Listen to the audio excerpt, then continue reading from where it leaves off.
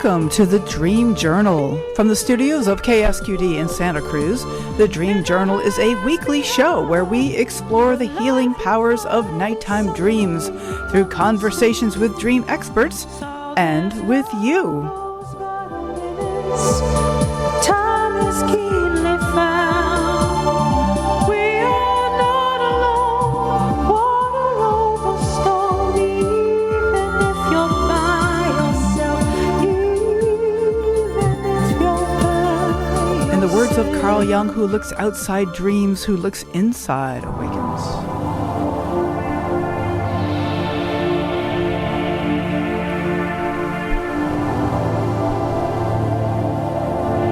Music today is called Majestified.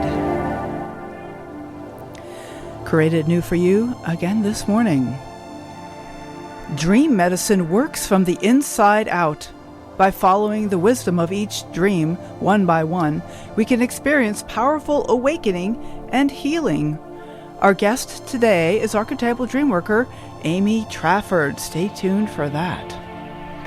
I am your host, Catherine Bell of Experiential Dreamwork, and welcome to the Dream Journal. The show is also a weekly podcast. Please look for the Dream Journal on all your major platforms. You can find full archives there. We've hit the 4-year anniversary just went by, and I have posted almost 200 shows. Can you believe it? Most importantly, tell your friends about the show. The mission of the Dream Journal is to get people talking about dreams, and telling them about the podcast is one way to start the conversation. You can also find archives at ksqd.org/the-dream-journal. Okay, new dreams. Dream for me tomorrow morning. This is my morning from tomorrow's dream. No, it was yesterday's dream. I am on stage playing my ukulele. Woohoo! Thousands of people in the audience. I have a whole team with me, or a whole group of bandmates. And it's just something that I enjoy doing. In the dream, I'm on stage doing it. So, wow, love it. All right. That's all I have to say about that. I just love that kind of a dream. Okay, we will be taking call-ins during the last 30 minutes of the show. You can email us anytime at onair@ksqd.org. If you have anything, Rick will be checking the messages. So I want to say hello to Amy Trafford. Hi, Amy. Hi, Catherine. Excellent. So good to have you on the show. So good to be here. I love your dream. What a wonderful yes. dream. I love the it's just something that I enjoy doing, and I was doing it. Right, exactly. I had to get through chain-linked fence to get to the stage, but I got there. There's always some kind of little barriers there, but that's all right. I got there. So let me tell you a little bit about Amy. Amy is a dreamwork therapist. She also teaches dream writing groups and string workshops, and she also teaches on the practice of presence through dreams. Amy is passionate about dreams and their ability to help us be more present, more in our physical bodies, to heal trauma, and change our lives from the inside out. Her webpage is awtdreamwork.com. Find her on Instagram at AmyT4128. So, Amy, changing our lives from the inside out. Why don't you say a little bit more about that? What does that mean? Yeah, thank you. I guess I feel like, I guess there's a question, like, to you and to everyone, if you've ever felt in your life, like, I just want something to change, and I'm so unhappy. Right. I'm so, like, my job, I'm happy in my job. I'm unhappy in my relationship. Everything seems to be just not going right. Just not feeling good. What do I do? Like, what can I do? What changes can I make? And that's a great question if that comes up. And how dreams can really help is by going underneath to show kind of where the unhappiness is coming from, Right.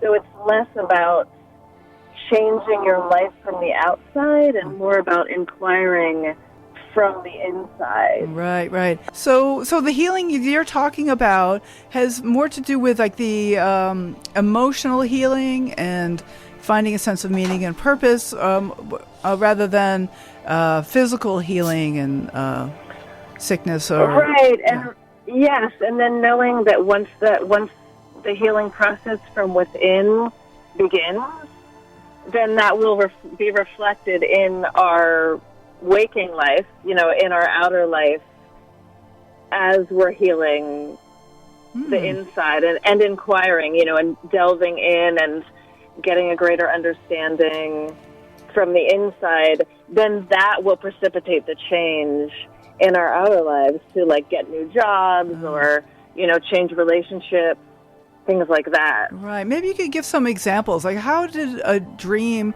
maybe even a specific dream or a dream theme that was helpful to you or to people that that would help explain this inside out kind of a change?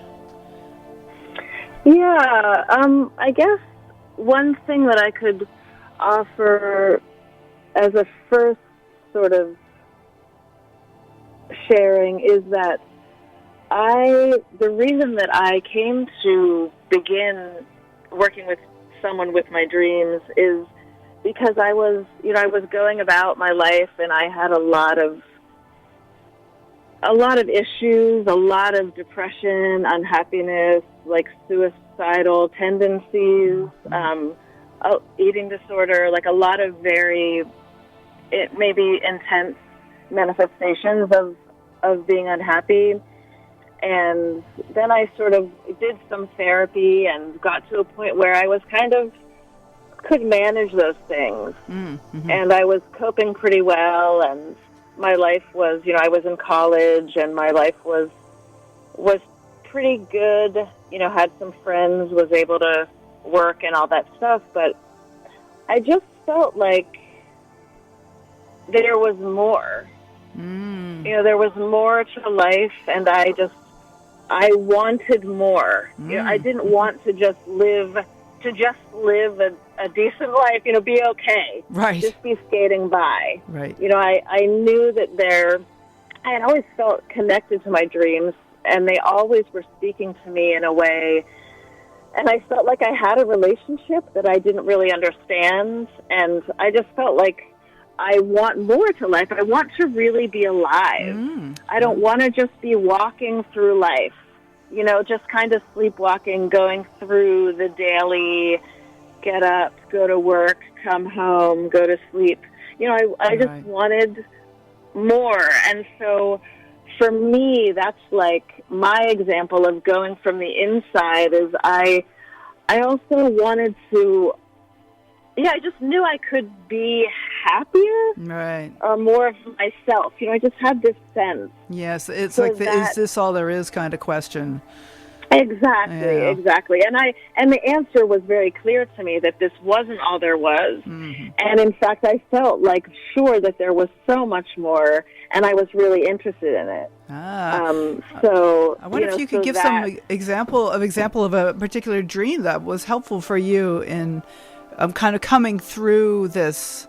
Like, is there some early dream that kind of pointed toward waking up, or just, whatever dream is present for you right now, if it's okay to bring in something specific, just because I think that grounds it in the moment, in the present, any kind of specific dream. Yeah, absolutely. In the beginning, when I first started working with my therapist with my dreams, it was a lot of years, Catherine, years of just working, the dreams coming and working with my shame. I had a lot of shame. Mm-hmm. And so before I could even start to do any deep shadow work or deep sort of that more self-reflection stuff, I would have a lot of dreams where the anima, the divine mother, divine feminine, would come in my dreams in the form of just a very powerful, loving woman in my life. Often some female teachers that I had in college that I felt really connected to and very supported by. So very, or a singer, like a powerful singer, like Aretha Franklin, or, someone who I felt really embodied, like this power and this love and passion. And so I would just be in the dream with just very simple, like with Aretha Franklin.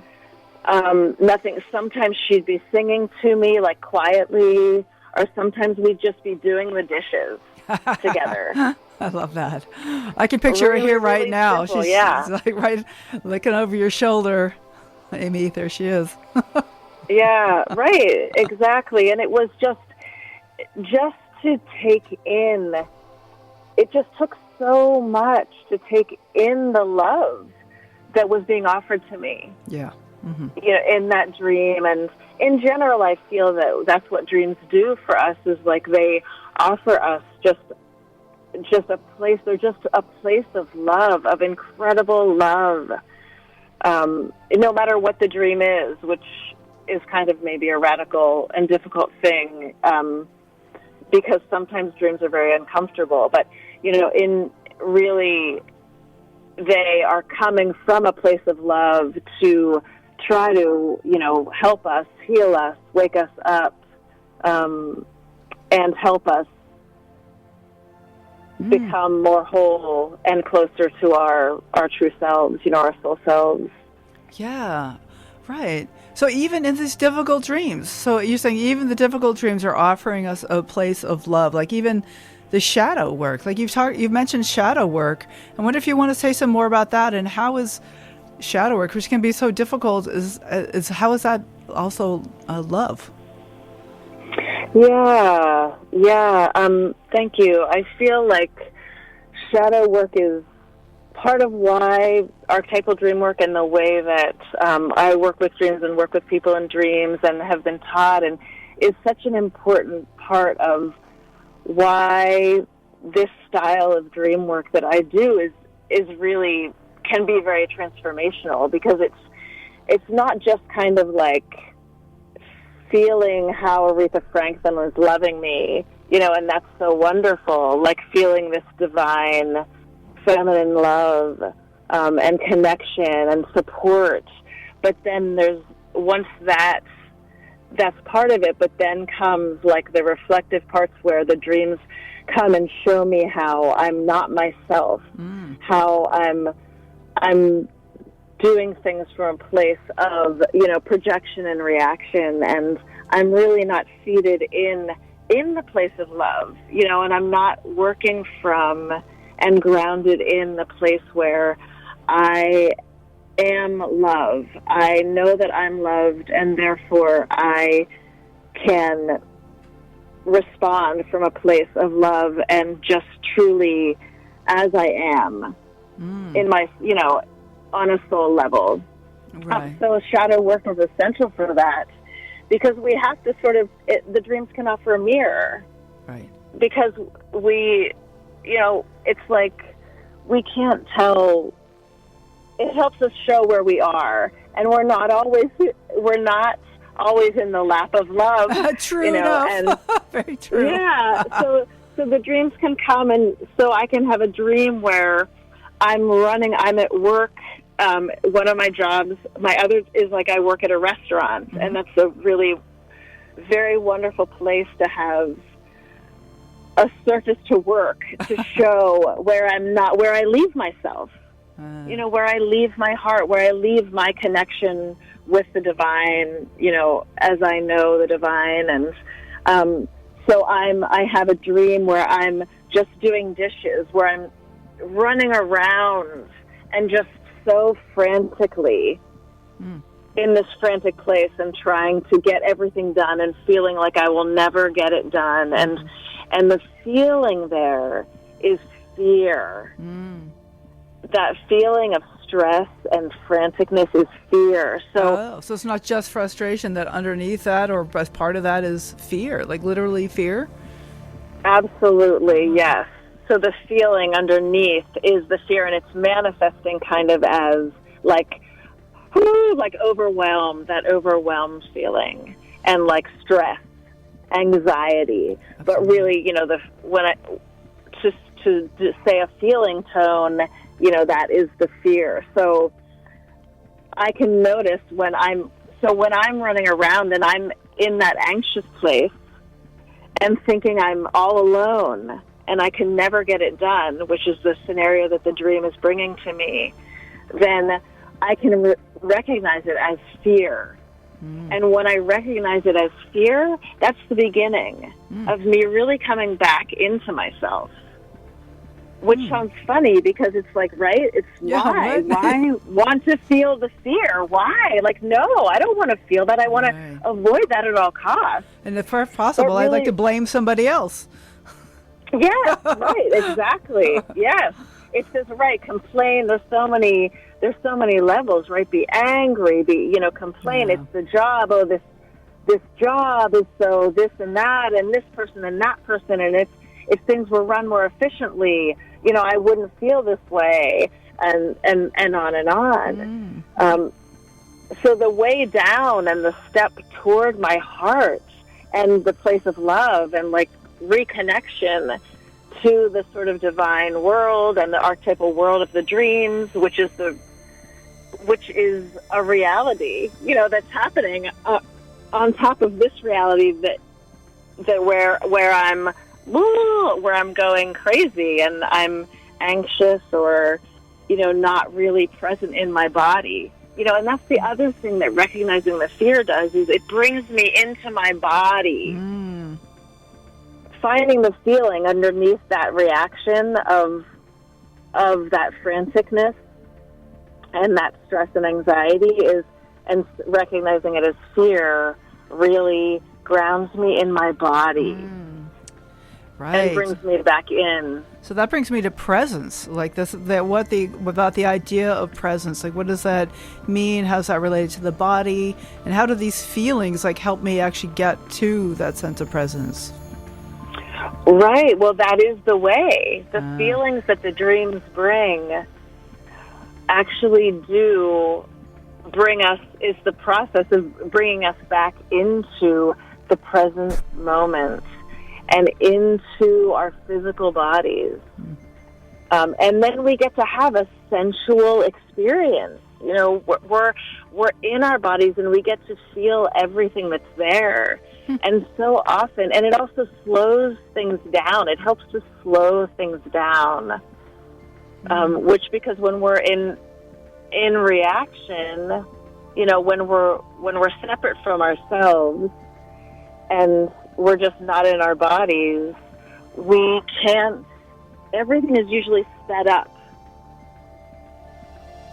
I don't know if you have this experience, but, things are really sped up. The energy in our body is very sped up, and we're thinking about the next thing and thinking about 2 hours from now and thinking about 3 days from now and thinking about what we need for dinner and what else we need to do for the day, and I have to walk the dog when I get home, and right.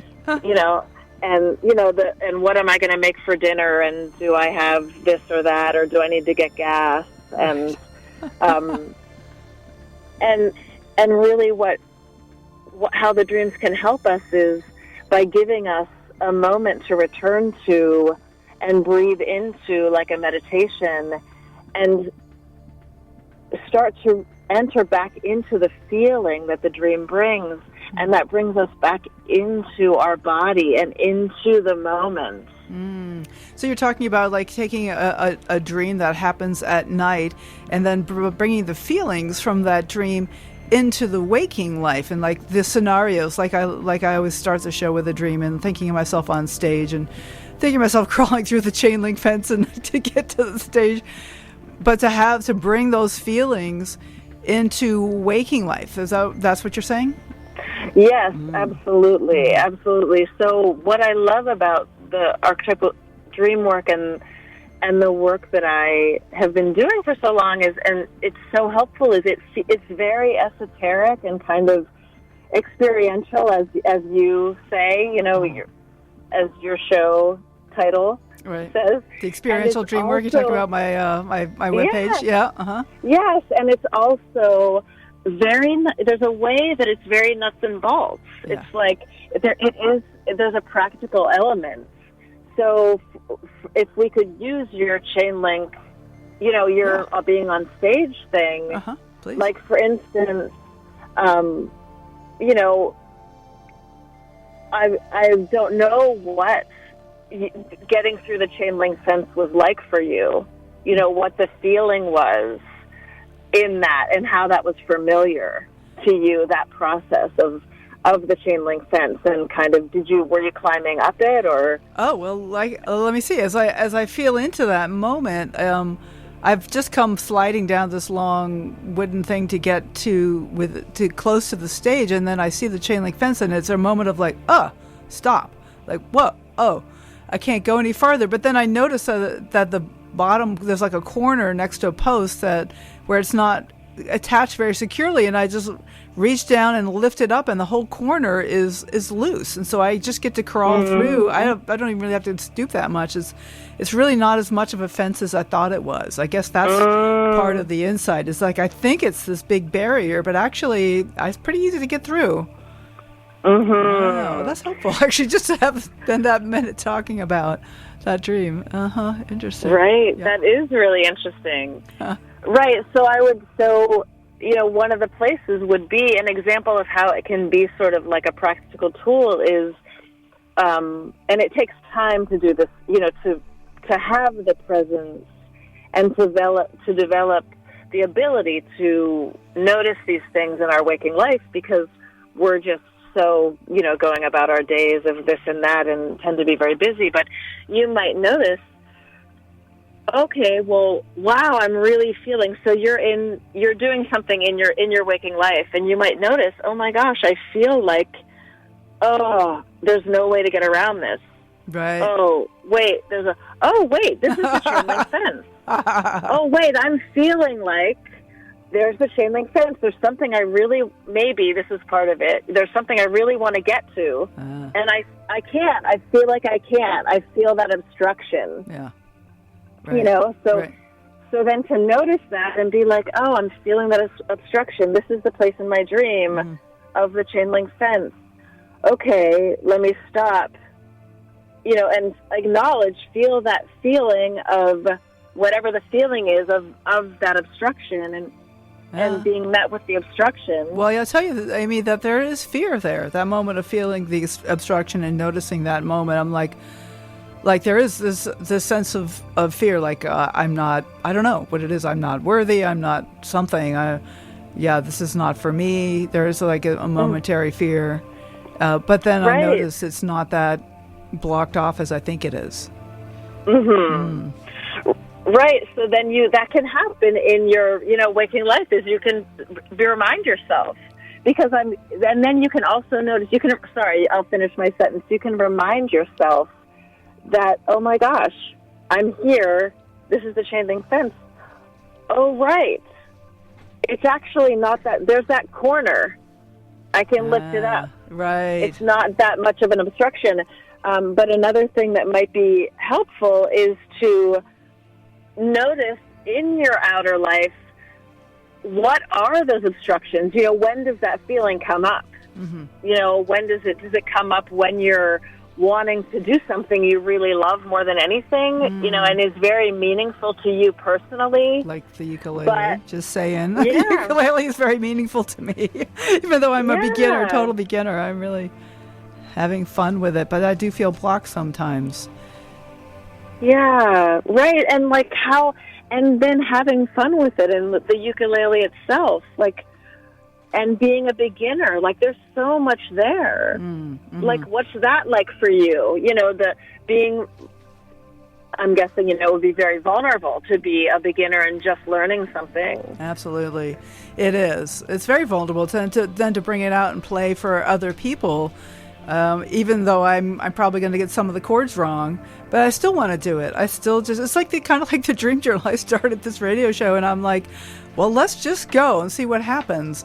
And I'm kind of reliving that with my ukulele. It's kind of a beginner's mind kind of a thing, which is scary and exciting and powerful. Yes, right. And it's so what an incredible thing you're in the dream when you're on stage in your vulnerability, showing everyone these parts of you. Like, I might mess up, I might, but that your desire is stronger. Yes.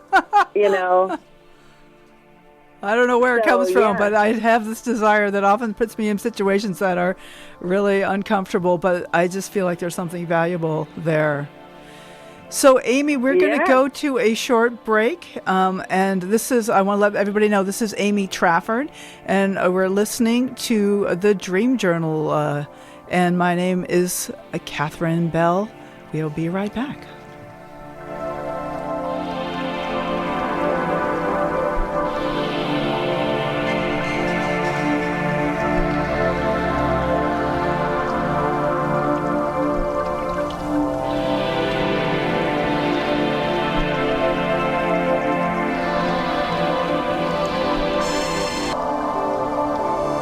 All right, I am Catherine Bell. This is the Dream Journal. So our guest today is Amy Trafford of Archetypal Dreamworker. You can find about her at awtdreamwork.com or on Instagram at AmyT4128.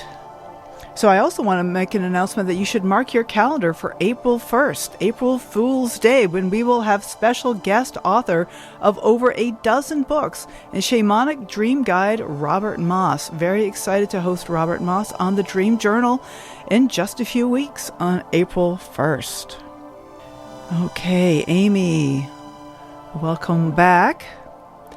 I'm thinking about this phrase that kind of went back and forth between us that when we were talking about the show, is that dreams don't judge, but we do. I wonder if you want to say a little bit about that, Amy. Yeah, thank you. So funny, I don't know if, again, I've had this experience so many times, and that is, I'll have a dream and I wake up and I'm thinking to myself. So we have Julie from Vermont on the air, and maybe we can say hello, Julie, and we're just going to talk to Amy another minute about this judging thing. Yeah, so it's connected to, the judging piece is connected to shadow work, actually, because so in the dream that I was, example that I was giving you about, working at this restaurant and running around, like frantically and feeling really stressed out. And I could wake up and think like, oh, that's terrible. What a terrible dream. That was just awful. That's just showing me how shitty I am. Excuse me, I don't know if I can say, just showing me how I'm just not spiritual, I'm not connected. And that's the dreams. That's me judging, that's me judging the dreams. The dreams come with absolute love and total acceptance. And they know us so deeply and intimately, more than any person really can. They really know those exact spots, the deepest places, our deepest sort of insecurities and places of vulnerability. And they come showing us the behaviors that we get caught up in, so we can actually return to ourselves. So they're just showing us this behavior so we can be like, oh, I'm in it. Hang on. Let me go back. Because the dreams will often give us a place where we are more connected, or the place of a feeling to feel, like I was saying, the fear. So when I can say, oh, this is happening, I'm feeling fear, and the fear drops me down, into myself and brings me back a little bit and closer to, the place of really true infinite love and that the dreams hold. And so it's a difficult thing, I think, as humans to even realize or fathom, to get the idea that the dreams are not judging us. Well, you were talking earlier about shame, and like shame is definitely does not bring us into the present moment. We're like, oh God, get me out of here. Yes, exactly. Yeah. Yeah. Okay, thank you. So maybe this is a good moment to bring Julie into the conversation. Julie, hi. Thanks for calling. Julie from Vermont. I'm glad that you could be with us today. Yeah, me too. Thank you. Yeah. What can we do for you today? Do you have a dream to share or a question? Or? Well, I had a dream that I called in last night. Oh, really? Oh, perfect. And it was an interesting dream, and there's a question that was posed in it that I have a curiosity around as like someone who, Amy's a dear friend of mine, and someone who also like works with dreams and offers classes. And Amy and I have kind of talked about this before a little bit, but there's this question that came through in my dream about kind of this fine line and like how we as dreamers and people that work with other people with their dreams approach the fine line of like what the dreams are showing and then what people are or aren't ready to like see or come to terms with. So there's kind of multiple questions that came forward. So maybe I have my dream journal here. I'm just kind of reading them out loud, actually. So like that's one of the senses of like, how do we approach this fine line of what the dreams are showing and then what people are or maybe aren't ready to see, and then how to know if we are projecting onto the dreams, and like that fine line of like, is this projection or like what is the dream really saying? But before you go on, Julie, I just wanted to jump in because I think that's a really tender point you're making about whether we're even really ready for what the dream has to say. I used to think that I wouldn't have the dream until I was ready to deal with the issue, but I don't know. I think now I get to have consent even about my own dreams. It's like, well, maybe I don't want to look at that right now. And then if that even comes to the point of like certain dreams, I'll be like, I'm just not going to write that down, and to feel okay about that. Like, it's just, you get to have that choice. It's like, okay, maybe you work on it. Maybe you have the dream world. You can work on that a little longer. I'm not quite ready for that one. Maybe part of me is ready, and like another part of me really isn't. Absolutely. And that's like, okay.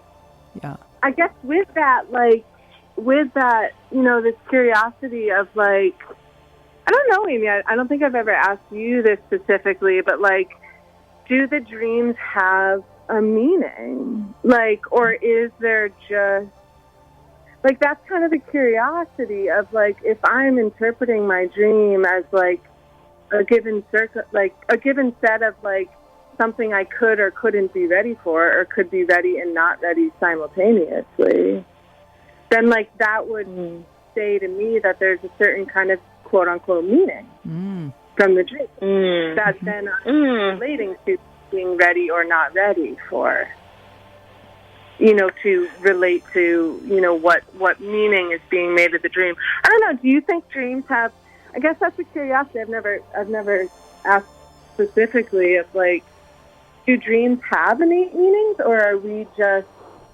projecting meaning onto the dream to then be able to take a step in our waking life? Right. I'm curious about you. I'm curious about what you mean by do dreams have a meaning. But just before you answer, I just want to speak to something that you guys were talking about, and the being ready for thing, and my deep feeling, sense of it, and how I experience it for myself is I do really trust the dreams, and I feel that the dreams are coming from this place that knows the archetypal realm and that unconscious, and it really knows me and knows me in a way that sometimes, at times, especially when I first started working with my dreams, like that in a way that I didn't even know myself. and there was like this wisdom that was so deep, and I feel like I always feel the image that I get is like me as a tiny child with my arms up in the air, looking up, like from kind of the underworld, and then there's like the ground, is above me, and there's Amy, my personality, or the person who's on this earth walking around, is above ground, and my soul, like little Amy, is underneath with her arms up, sending me messages, and I trust that little Amy, and I feel like that little Amy is bringing, me whatever the dreams are bringing. So in that way, I really trust. And so I do have this part of me that's very open to going into whatever the feeling the dream is offering, to going into the hard place, perhaps, the difficult place, the uncomfortable place, because I can feel that it's coming from this place of infinite love, but I would agree with what you said, and maybe you both said, but Julie, I know you said, like, there's part of you, it's like the dreams are speaking to, there's like Amy above ground who's like, I don't know you guys. And then there's little Amy that's like, yes, yay! So they're both things. So in every moment it's a choice. In every moment, Catherine, you could be in front of the chain link fence, and some days you actually might not be able to go under. Right. And it's like, so we do have that, that agency or whatever, And the dreams don't care. They'll come back. Right. They'll just keep coming. They don't care. They don't judge us for not being ready or whatever. Yeah. At all. So. I love that. And there's a quote that I've been playing around with lately from Jeremy Taylor, who says that dreams are like reliable public transportation. If you miss one, there'll be another along pretty soon. Yeah, that's amazing. I love that. Yeah, right. And now let's get to the question of meaningfulness. Like, I love this question, Julie, that you're talking about whether the dreams have a meaning, and it makes me think about a life. Like, does my life have a meaning? And I can have like a meaningful life, but it might be really hard for me to define what is that. What is the meaning of my life? Well, I don't know, but it's meaningful. And so I've come to think dreams are a bit like that. Like, they can be meaningful without me knowing what it means. And I would say dreams have a purpose, but is that what you mean? But maybe that's what I'm just trying to feel into what you're asking about the meaning thing, Julie. Well, it's like, I've told you a little bit about this, Amy, but like the method I use is a particular method from, a particular body of teachings. And that one of the sections of it is final interpretation, or coming up with some kind of meaning from the dream of like, hey, my dream's telling me this, and then, so here's what I can respond with. I can, sign a lease. I can move out of my house.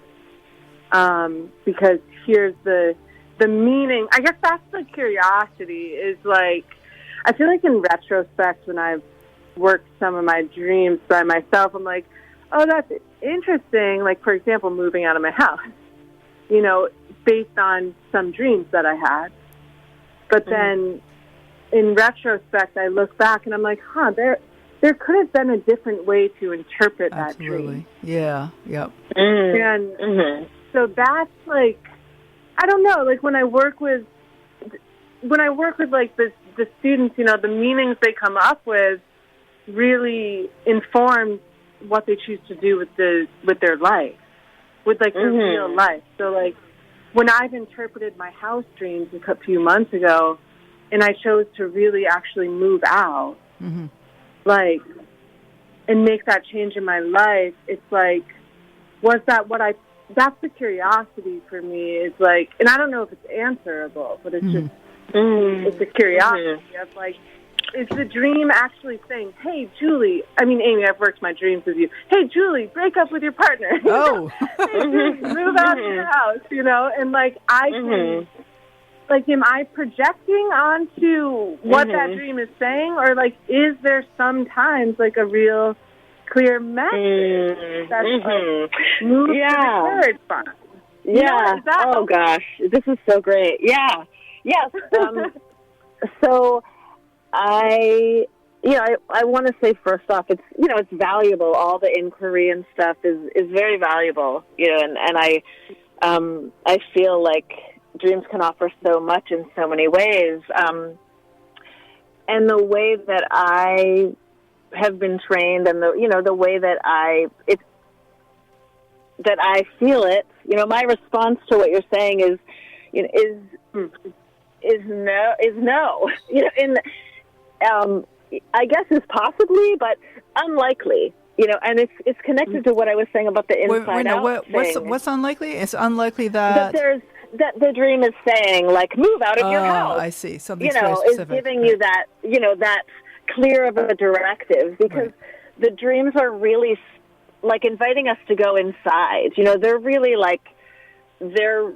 facing inward. They're facing, inside our hearts, and they're inviting us to really face, into sort of like the darkness of the cave, the inside of the cave, not sort of like being inside the cave looking out, but like, being walking into the cave, if that makes sense. So I get what you're saying, and not to say there's nothing to that, but I don't focus on that personally. I find that when I'm looking for that in my dreams, and when I'm feeling my dreams in that way, like looking for that meaning, I really it goes beyond the message of the dream, the thing that the invitation of the dream is so often, really about the feeling. And then if in the process of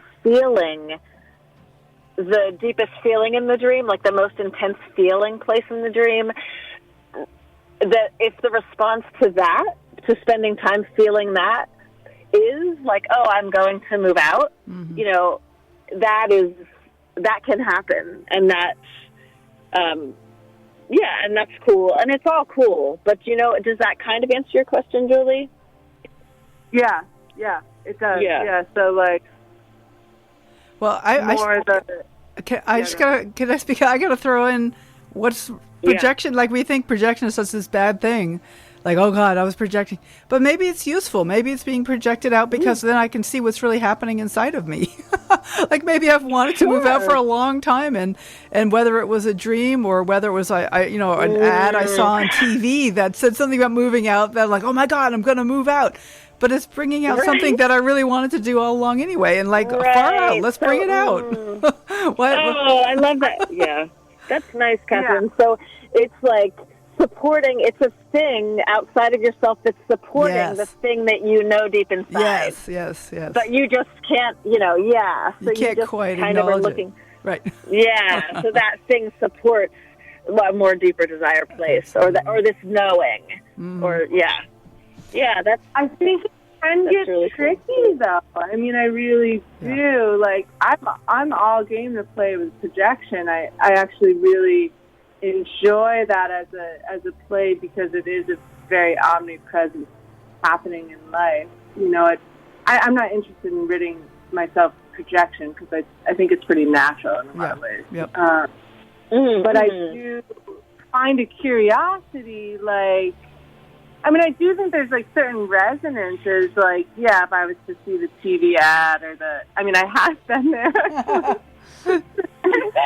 And, like, but I don't know, I think it can be really tricky, like, because there's a lot of aspects of myself, right? So, like I know, Amy, has, like, you've really helped me in, like, kind of stepping back from what I feel like I'm projecting onto the dream. I guess what I'm saying is, like, I feel like there can be certain aspects of personality that can do the projection that maybe isn't akin to like the soul self, like the dream self. You know what I mean? Like, so that I think can get pretty confusing and messy, and has for me. Julie, this is so great conversation. I'm so glad that you called. We might have to have you come back as a guest. You have a lot of really fascinating ideas, and I'm great enthusiasm. And I hope we'll, maybe drop me an email or something. I'd love to maybe chat with you a little bit more. Thanks for calling. Yeah. Well, I love Amy. Yes. So,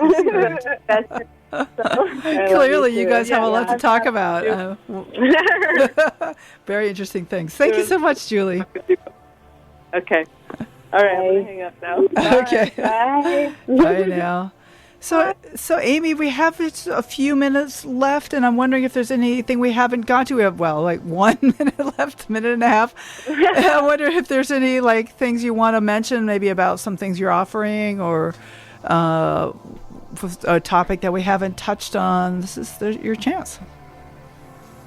Yeah, I mean, I guess I would say if anything that I'm saying, is resonating with anyone, or if anyone listening has more questions or wants to know more about, what I do with folks, then just go onto my website, and my information is there.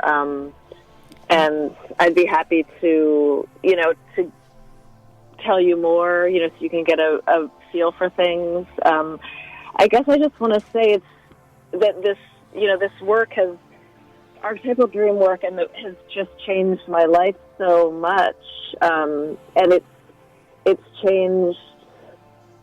Yeah, I mean, it's just been such a life-changing and radical, joyous, incredible, thing. And I'm just grateful for it, and I'm so grateful for the dreams, and always grateful to talk about them, and could do it all the time. It's my favorite thing. So, and I guess the one thing is, for myself, the reason that I need to, I don't really work my dreams on my own, because I don't really I feel like that all gets filtered through the ego. So I wait until I'm kind of in session, with my dream therapist, and then really go into things, because which feels connected to what Julie, the discussion that we were in with Julie, is just if my mind becomes too engaged, it's just not ever helpful for me. So, and that's part of what the dreams can do, is help us disengage with our minds more, and drop down into our hearts and our bodies, and that's been a real blessing. Wonderful. Thank you. So that's Amy Trafford, and the webpage is awtdreamwork.com. It's so great to chat with you today, Amy. You too, Catherine. Thank you so much. All right. Bye now. Bye. Wonderful and intriguing. We got a review on Apple iTunes by Lamberty Tavern. And Catherine has so many diverse people on her show each week. She's a great interviewer, and I always learn something new. If you feel like leaving a comment yourself, I encourage you to do so. Next week, my guest will be Curtis Hoffman. He will be talking about his long-term dream journaling project, and we will listen to some of his dream-inspired music. To join the conversation live, tune in to the Dream Journal Saturday at 10 a.m. Pacific Time at the ksqd.org live stream. The podcast replay will be released on Monday following the show. I am Catherine Bell, and this has been the Dream Journal. Thanks for listening. Find out more about my own dream coaching practice at experientialdreamwork.com.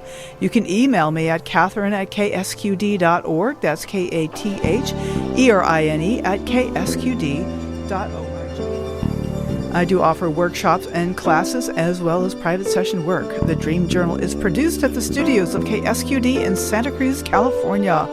Archives and 24/7 live stream at ksqd.org.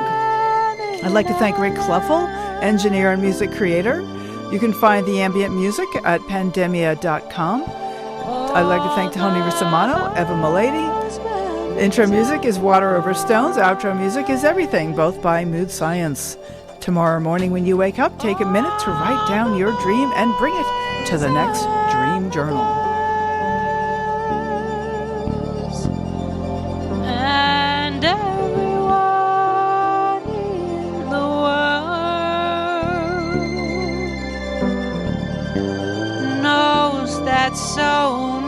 much is wrong, but much more is right.